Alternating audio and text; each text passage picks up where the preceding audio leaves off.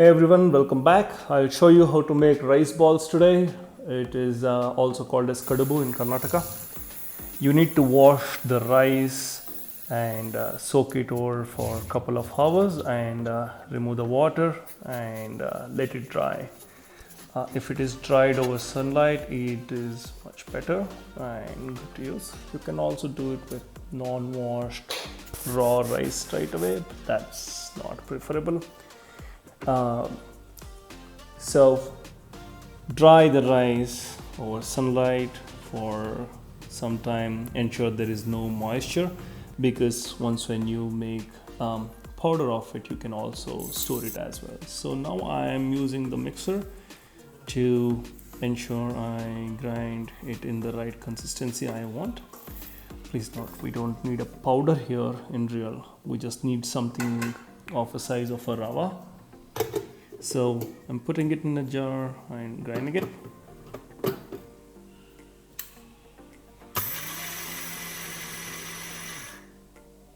All right, so here you go. So check the consistency of it. It's not too small, not too thick.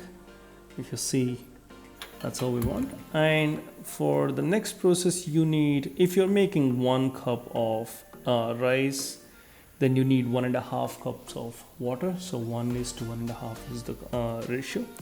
Then add some salt for flavor. And you're seeing that I'm putting this rice flour into the boiling water.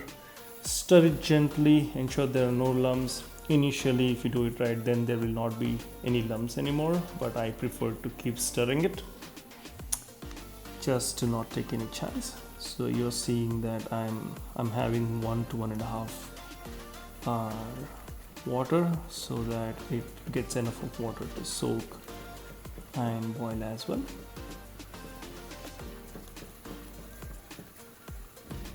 Right, so ensure that it gets a good consistency. It's not too watery. So you will see next what sort of thickness we want for our next process. So just ensure that it's not sticking to your tawa's bottom. You're seeing that it's getting much thicker and thicker. That's a good sign.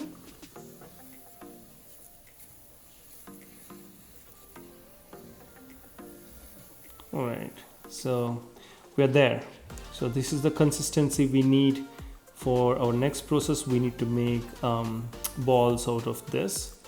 So I'm keeping some water next to me so that I can dip in it, and it's not too burning in my hand. You need to make these balls when the mixture that you made is hot as well. You cannot just leave it to cool down. So here you're seeing that I'm using a idli maker. I'm pretty sure most of our families have it. So I'm using the idli maker so that I don't drop the balls directly into water. So it's something that you cook over steam. It's healthy. It's just rice and water and salt. So close the lid and let it boil for say 5 to 7 minutes. And if you're somebody who's not too fond of like a little rawish flavor, then leave it for 10 minutes. All right, so that's the rice balls or kadubu. That's ready. So I see it's cooked enough, ready to serve. And the combination for us is the chutney today. This is something I prepared myself. It's not a patented chutney. You can use the recipe. I'm using some mustard seeds, cumin, onion, garlic, tomato, lots of onion, and chili for flavor.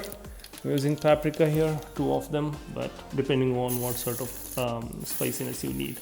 You can use mild spicy is preferred.